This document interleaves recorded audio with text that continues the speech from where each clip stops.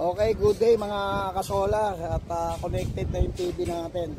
Ito, JA bifacial 600 watts N-type 10 pieces connection, 6 pieces series dito, and then dito yung 4 pieces naka series, dalawang string, and then din yung ating TV wire, TV cable bumaba doon.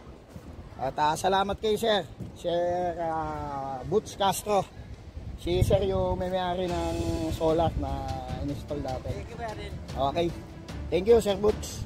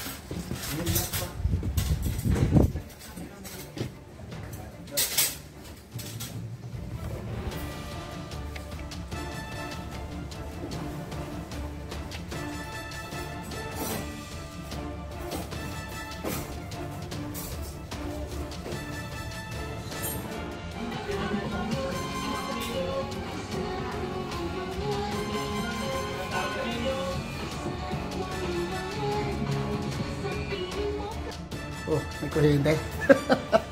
Ayaw na nga. Ari ko. Hindi, ito. Ayaw na nga.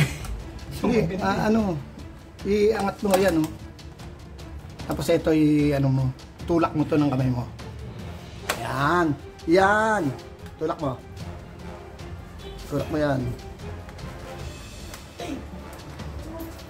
Okay, mga kasolar. Tapos na yung solar setup ni Sir Boots Castro.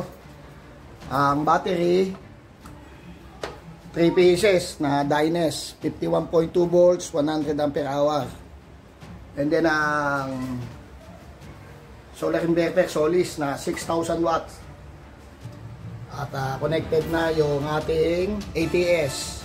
Ang ATS, ang top grid, ang bottom dito sa ilalim, load side, and then dito sa middle yung ating backup.